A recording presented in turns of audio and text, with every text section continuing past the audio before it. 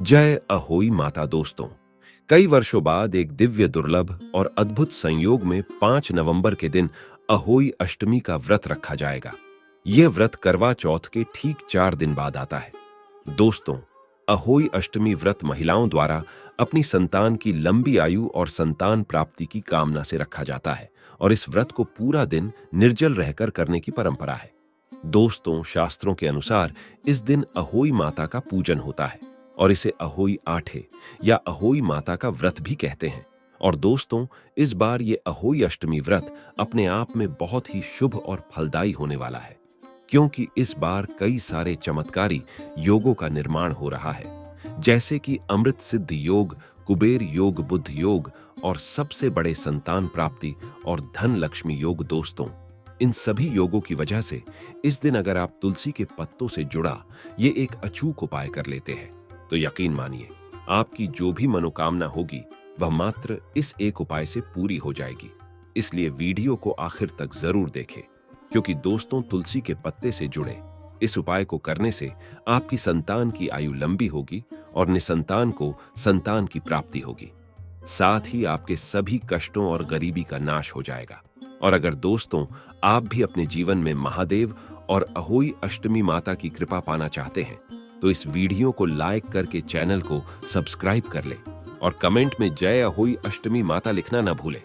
दोस्तों, साल 2023 में अहोई अष्टमी का व्रत 5 नवंबर रविवार के दिन रखा जाएगा और इस दिन पूजा का शुभ मुहूर्त होगा। शाम 5:33 से शाम 6:52 तक और इसकी कुल अवधि 1 घंटा 18 मिनट की होगी। दोस्तों, इस दिन चंद्रोदय का समय होगा। रात्रि 12:02 और तारों को देखने के लिए शाम का समय होगा। सायंकाल 5:58 पर वही दोस्तों अष्टमी तिथि शुरू होगी। 5 नवंबर प्रातः काल 12:59 पर और अष्टमी तिथि समाप्त होगी। 6 नवंबर प्रातः काल 3:18 पर। दोस्तों, 2023 पंचांग के अनुसार साल 2023 में 5 नवंबर के दिन अहोई अष्टमी के साथ राधा कुंड स्नान, मासिक कृष्ण जन्माष्टमी और कालाष्टमी भी मनाई जाएगी, जिससे इस दिन का महत्व और भी अधिक बढ़ जाएगा।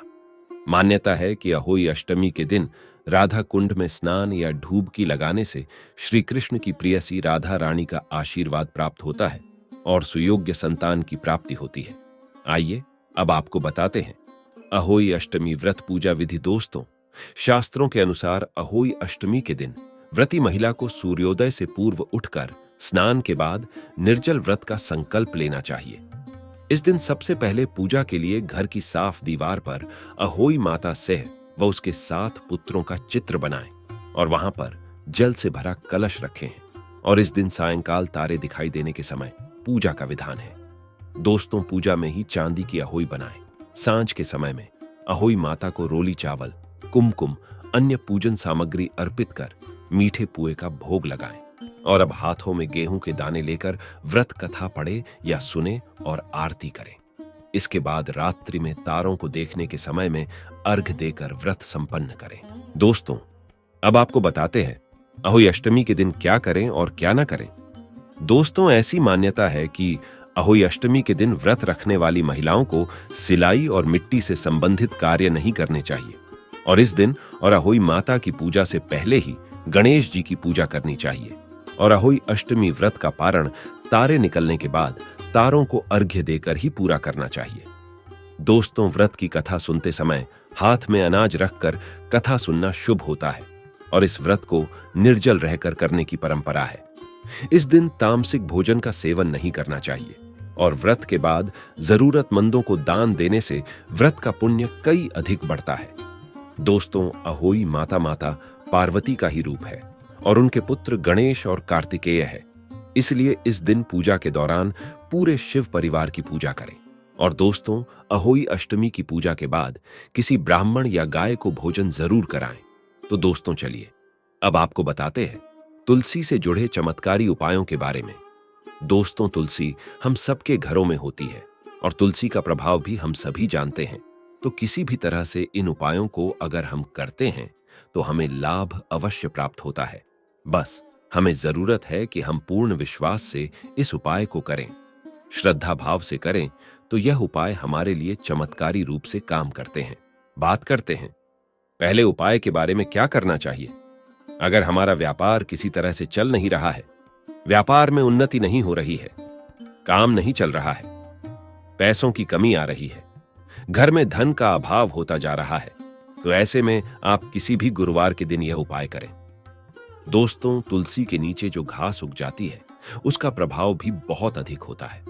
अगर हम उसे अपने धन रखने के स्थान पर रखते हैं, जहां पर हम अपना पैसा रखते हैं, वहां पर उस घास को किसी अच्छे दिन को, जैसे कि गुरुवार के दिन, हम उस घास को उखाड़ते हैं और अच्छे से उखाड़े, बीज से टूटे नहीं, बहुत आराम से उस पौधे को निकालकर एक पीले कपड़े में लपेटकर जहां पर आप धन रखते हैं वहां रखें, या फिर जहां पर आपका व्यापार का स्थल है वहां पर गल्ले में रख दें। जहां पर आप पैसे वगैरह रखते हैं उस जगह पर रख दें, तो बहुत ही शीघ्र आपका व्यापार चलने लगेगा। आपको ध्यान ये रखना है कि जहां पर भी आप ये पौधा रखते हैं, पीले कपड़े में बांधकर वह जगह साफ सुथरी होनी चाहिए। हर किसी का हाथ वहां पर नहीं लगना चाहिए, तो आप किसी सेफ जगह पर उसे अपने व्यापार के स्थल पर रखें। इससे आपके घर में धन का आगमन होगा, व्यापार में वृद्धि होगी। ये उपाय आप किसी भी गुरुवार के दिन कर सकते हैं, लेकिन अगर आप शुक्ल पक्ष के गुरुवार के दिन करें तो यह बहुत ही शीघ्र चमत्कारी रूप से काम करेगा। आप अपने घर में भी धन रखने के स्थान पर इस घास को पीले कपड़े में लपेट कर रख सकते हैं। बहुत ही शीघ्र आपको इसका फल दिखेगा, बहुत ही बरकत आती है, सुख समृद्धि आती है इस उपाय को करने से। दोस्तों, अगर आप चाहते हैं कि आपके घर में हमेशा पैसा रहे, हमेशा आपकी जेब भरी रहे, धन का आगमन सदा आपके घर में बना रहे, तो इसके लिए आपको चाहिए कि आप एक तुलसी का पत्ता हमेशा अपनी जेब में या अपने पर्स में रखें। जब भी वो पत्ता सूख जाता है तो उसे बदलकर आप नया हरा पत्ता रख लें, और इस तरह से अगर आप करते हैं तो आपका पर्स हमेशा पैसों से भरा रहेगा।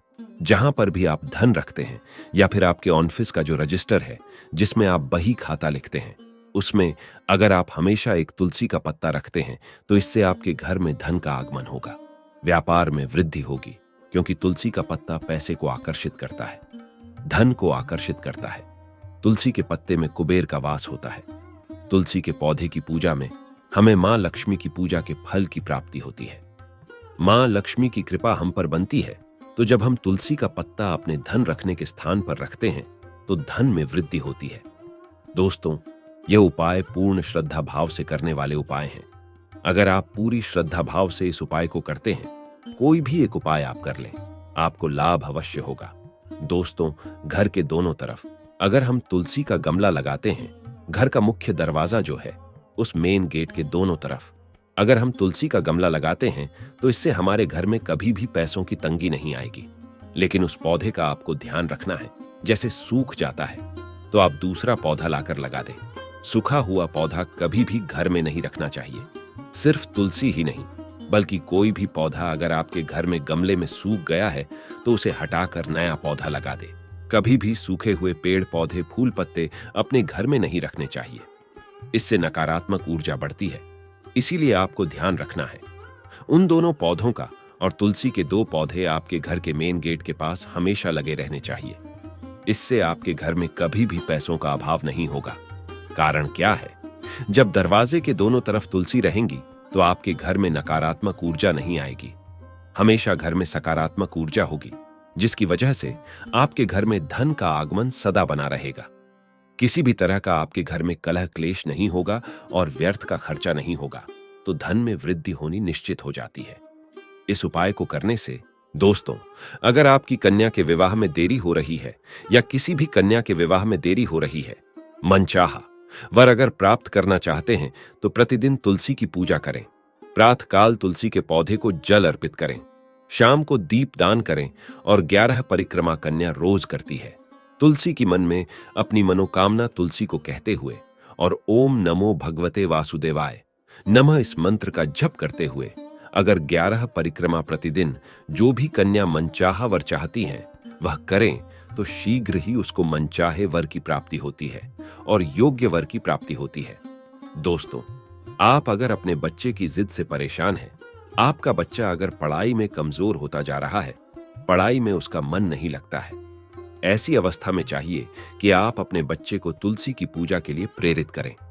प्रतिदिन उससे बोले कि प्रातःकाल तुलसी में जल अर्पित करें और तुलसी के 3 पत्ते आप प्रतिदिन उस बच्चे को निगलने के लिए दे।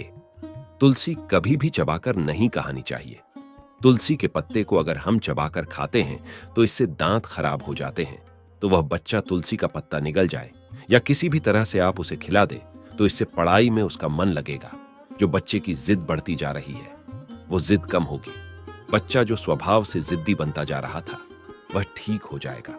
उसकी बुद्धि कुशाग्र होगी, उसका मन पढ़ाई में लगेगा।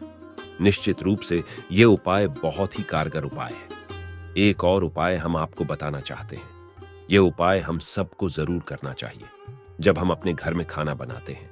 मतलब जो रोटी बनाते हैं उसमें अगर हम तुलसी का पत्ता मिला दें तो उन रोटियों का बहुत ही प्रभाव बन जाता है। हमारे घर में अगर किसी तरह से आपस में परिवार के सदस्यों में सामंजस्य नहीं है, घर में कलह क्लेश रहता है, धन का अभाव रहता है, सुख समृद्धि चाहते हैं, आप तो इस उपाय को जरूर करें।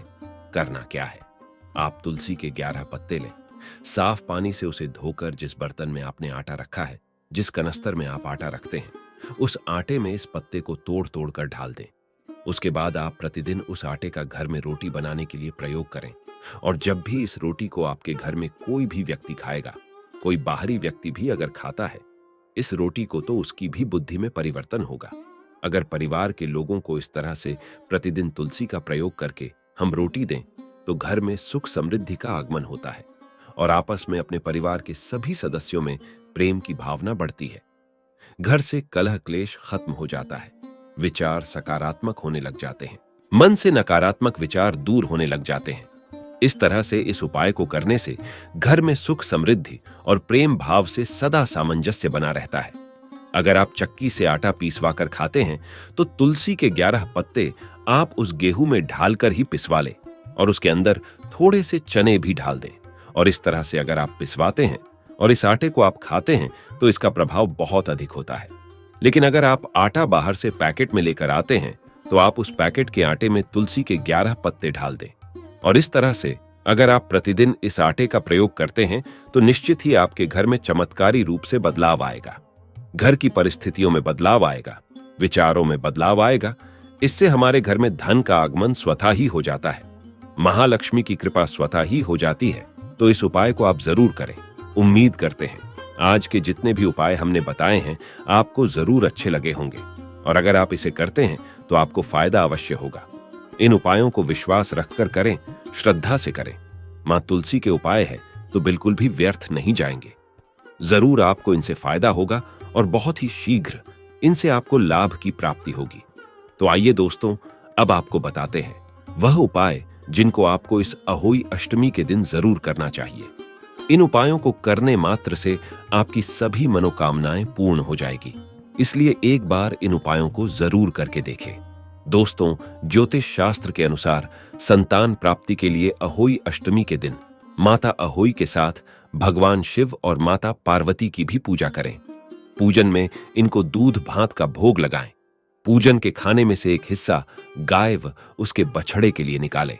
फिर सायंकाल के समय पीपल के पेड़ के नीचे 5 दीपक जलाएं और मन में मनोकामना बोलते हुए परिक्रमा करें। ऐसा करने से अहोई माता प्रसन्न होते हैं और उनकी कृपा से आपकी मनोकामना जल्द पूरी होती है। दोस्तों, अहोई अष्टमी के दिन शिव योग का निर्माण हो रहा है, इसलिए दंपति अष्टमी तिथि से लेकर भाई दूज तक हर रोज पारद शिवलिंग की ब्रह्म मुहूर्त पूजा पाठ करें। पारद शिवलिंग पर दूध चढ़ाने से संतान प्राप्ति का आशीर्वाद मिलता है। इसके साथ माता पार्वती की ही अष्टमी तिथि को अहोई रूप में पूजा की जाती है। व्रत रखकर माता से भी संतान प्राप्ति की मनोकामना मांगे। ऐसा करने से भगवान शिव और माता पार्वती प्रसन्न होते हैं। दोस्तों, अहोई अष्टमी के दिन पति पत्नी साथ मिलकर अहोई माता को सफेद फूल चढ़ाएं और संतान प्राप्ति की प्रार्थना करें। साथ ही घर में जितने सदस्य हों उतने पेड़ लगाएं और साथ में एक छोटा सा तुलसी का पौधा भी लगाएं। इसके बाद सायंकाल के समय तारों को अर्घ्य देकर पूजन करें और अहोई माता से संतान प्राप्ति की कामना करें। लगाए गए पौधों का हर रोज ध्यान रखें। मान्यता है कि ऐसा करने से जल्द आपकी मनोकामना पूरी होगी। दोस्तों, संतान प्राप्ति की कामना रखने वाले पति पत्नी एक साथ अहोई अष्टमी का व्रत रखें और उस दिन चांदी के 7 से 9 मोतियों को लागे धागे पिरोकर एक माला बना लें। इसके बाद उस माला को पूजन के समय माता अहोई को चढ़ाएं और संतान प्राप्ति की मनोकामना मांगे। पूजन करने के बाद माला को पत्नी के गले में पहना दें। ऐसा करने से माता अहोई का आशीर्वाद प्राप्त होगा। दोस्तों, संतान की इच्छा रखने वाले दंपत्ति अहोई अष्टमी से लगातार 45 दिनों तक भगवान गणेश को हर रोज बेलपत्र चढ़ाएं। साथ ही बेलपत्र चढ़ाते समय हर रोज ओम पार्वती प्रिय नंदनाय नम मंत्र का 11 माला जप करें। ऐसा करने से भगवान गणेश की कृपा से पति पत्नी की इच्छा जरूरी पूरी होगी। ऐसी धार्मिक मान्यताएं हैं। दोस्तों, अहोई अष्टमी के दिन संतान प्राप्ति की इच्छा रखने वाले दंपति गोवर्धन परिक्रमा के दौरान मध्य रात्रि में राधा कुंड में अवश्य स्नान करें। ऐसा करने से संतान सुख की प्राप्ति होती है। मान्यता है कि राधा रानी ने इस कुंड को अपने कंगन से खोदा था। यहां अहोई अष्टमी के दिन हर साल शाही स्नान का आयोजन किया जाता है। मान्यता है कि संतान प्राप्ति के लिए स्नान की परंपरा द्वापर युग से चली आ रही है। तो दोस्तों, ये थे कुछ उपाय जो आपको जरूर करने चाहिए। तो दोस्तों, आशा करते हैं अहोई अष्टमी के व्रत से जुड़ी हुई यह महत्वपूर्ण जानकारी आपके लिए अवश्य उपयोगी सिद्ध होगी। तो दोस्तों, आपको जानकारी कैसी लगी हमें कमेंट में जरूर बताइएगा। वीडियो अच्छा लगा हो तो वीडियो को लाइक, शेयर और चैनल को सब्सक्राइब करना ना भूलिएगा। आप सभी के मंगल की कामना करते हुए मिलते हैं अगली वीडियो में। धन्यवाद। जय अहोई अष्टमी माता।